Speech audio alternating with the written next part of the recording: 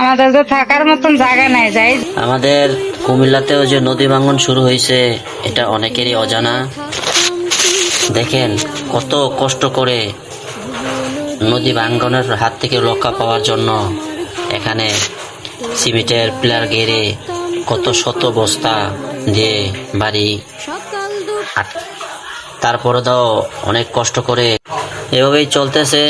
বস্তাগুলো দেওয়ার পরে ট্রলার এসে লাগায় দেয়। এদিকে একজন অসহায় ফ্যামিলি থাকার মতো জায়গা নাই, তারপরে দাও আপনার অনেক কষ্ট করে বালুর বস্তা মস্তা দিছে, এগুলা তাও নদীতে চলে যাইতেছে বল গেটের কারণে।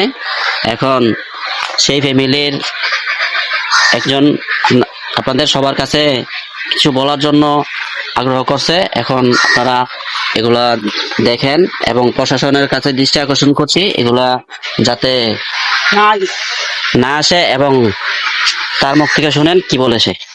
আমাদের তো থাকার মতন জায়গা নাই। যাই জায়গা আছে আমরা তো মনে করেন বালু দিয়ে বস্তা করে এই জায়গাটা টিকে আমরা থাকতেছি। এখন নদীর বাঙ্গনে তো থাকতে পারি না, যেখানে আছে এখানেও ডেজার ঢুকাই আমাকে বাড়িঘর নামাই লাইতেছে। আমি প্রশাসনের কাছে এটাই চাই, আমরা তো বাড়ি থাকার নাই কিছু, এখানে টিকে রাখার লাগে কিছু একটা ব্যবস্থা প্রশাসন করুক আমাদের জন্য, ডেজার বন্দর করুক। ধন্যবাদ। আমাদের এই বাড়িটার মধ্যে মানুষগুলো অনেক বিপদের মুখে থাকে, আতঙ্কের মধ্যে থাকে। এগুলা একবারে বাসার পাশেই চলে আসছে ভাঙতে ভাঙতে। এদিকে অনেক গাছ ছিল, সব গাছই পানিতে চলে গেছে। এখানে বড় বড় আম গাছ ছিল, এখন বসত বাড়ির পাশেই চলে আসছে। এই জায়গায় কত গভীর হয়েছে মানে বলার মতো না।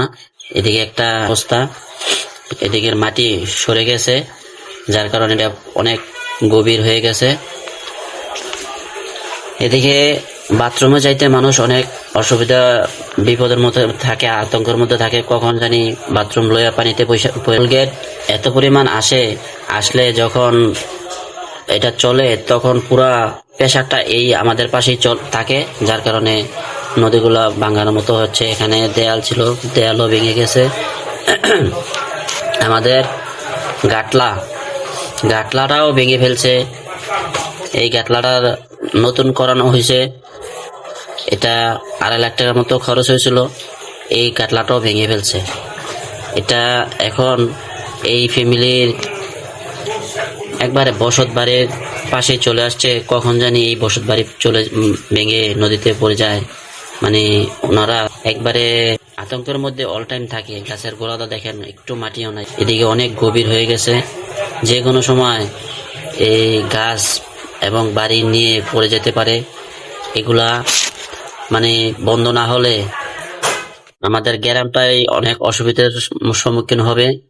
এখানে গাছ, এই 2টা গাছ যদি পড়ে মানে ঘরও পড়ে যাবে, এরকম অবস্থা। এগুলো কারো উপকার হয় কারো ক্ষতি হয়, এরকমই চলতেছে।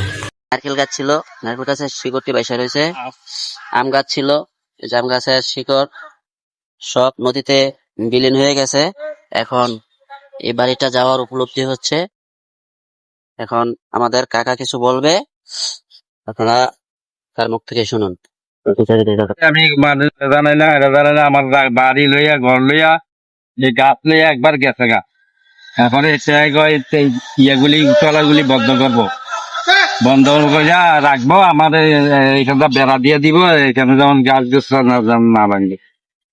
অনেক এদিকে কোনো বেড়া গোড়া নাই, এগুলি অনেক গাছ নিয়ে ইয়ে নিয়ে সব পয়সা দিতেছে।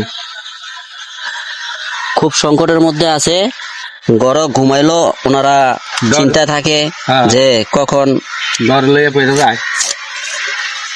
এই যে বসত ঘর, এই ঘরটায় ঘর, এরপরে পাক ঘর, সব ঘরে এইখানে মানে কয়েকটা গাছ এনে রয়েছে ফিরাল লাগে ঘরের লগে। এই ঘরের গাছগুলি অনেক নিচে মারি গেছে গা, কোন সময় জানি গাছগুলি লইয়া ঘর লইয়া পয়সা দিতে পারে।